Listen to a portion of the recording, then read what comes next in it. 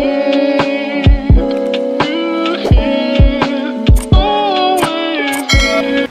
guys! So, samahan niyo akong gawin tong aking cake orders for this week. Alam niyo ba, share ko lang, as a baker, minsan 4 days straight or 5 days straight or minsan pa nga 1 week, wala talaga akong orders. So, yun, wala akong ginagawa nga. Then, biglang isang araw, sabay-sabay silang mag-order for 1 day. So, itong order kong to, sabay-sabay sila ng Saturday and Sunday. So, from Monday to Friday, wala akong gawa. Kasing nalulungkot na ako, parang bakit wala akong ginagawa, ganun.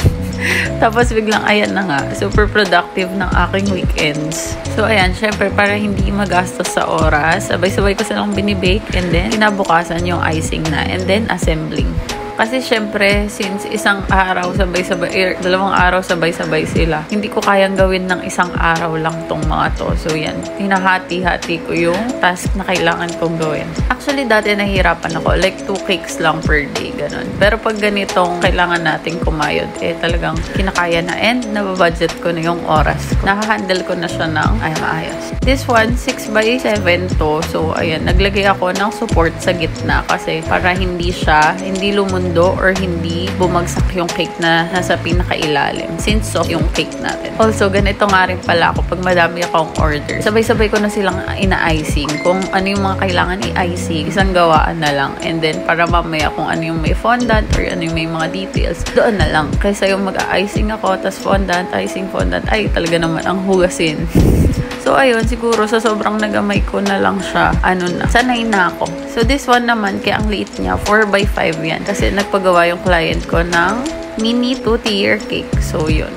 So, ayan. And this one naman, para to sa sister ng partner ko. So, pink lang to na heart cake. So, yun. Simple lang siya kasi syempre for dalaga, hindi na yung Barbie na pang kid. So, ayan. Mamaya makikita niyo yung design. So, ito, na-chill ko na siya. I-cover ko na ulit siya ng mas makapal na icing para, ayan, hindi na bakat-bakat yung kanyang mga cake. So, ganyan ako. Kinakrab coat ko din siya para pag chinil ko siya sa chiller, hindi mag-dry yung mismong cake. Habang pinapatigas ko yung mismong icing niya.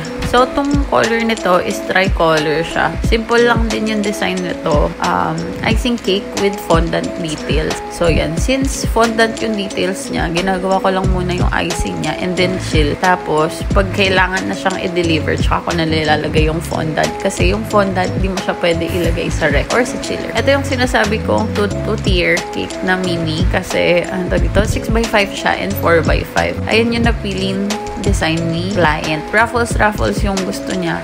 So, since naka-budget, sabi ko kay client, what if i-2-tier na lang namin na mini and icing? Kasi kung fondant yan, girl, ay talagang ang budget sa oras pa lang ay hindi kakayanin. Ayan. Tapos sobrang excited ko, muntikan ko pa makalimutan maglagay ng dowel. Ayan. Lagi tayo naglalagay ng dowel nga pala para hindi rin lulundo yung first layer natin, yung bottom layer ng ating cake. Super natuwa ako dito sa design na to kasi ang simple pero ang cute niya. Ang hirap din kasi talaga mag-raffles ng fondant. Like, time consuming siya. Kaya, ayan, natuwa ako sa, pwede naman palang icing, mga sis. Ba't ba natin pinapahirapan sa sarili?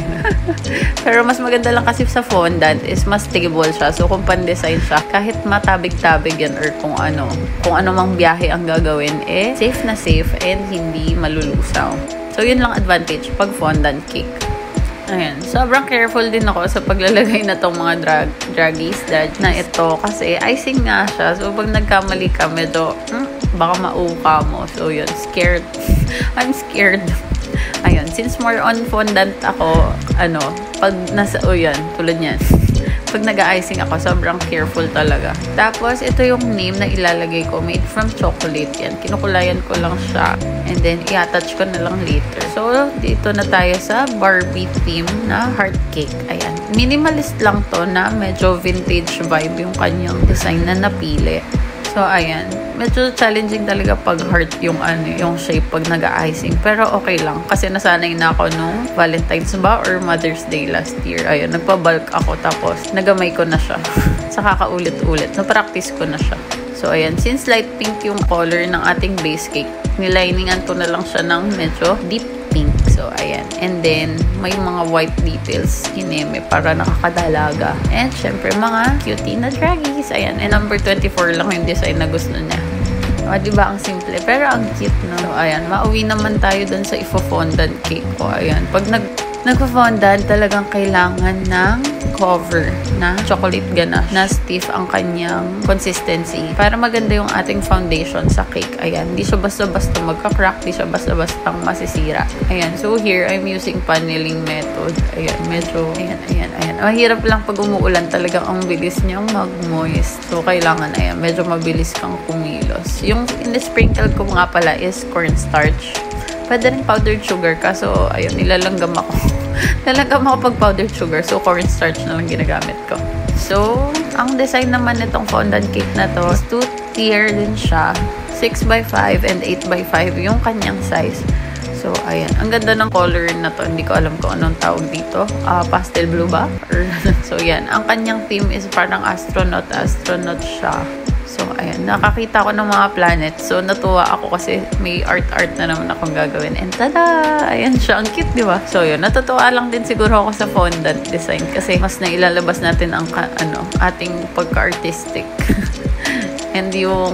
And masasabi kong gamay ko na talaga siya. And madaling magbago ng mga details. Unlike sa icing, talagang pag nagkamali ka tapos. So, here's the results ng mga gawa ko. Ayan, comment down below kung ano yung pinaka nagustuhan nyo, ano yung mga comments and suggestions nyo. Kung may mga request kayo, also comment na lang. Ayun. Please don't forget to like, comment, and follow my page, Cakes by CK. And also, you can order sa ating official page na CCakes. Ayun lang. So, yun. Sana nagustuhan nyo. Share lang. Bye!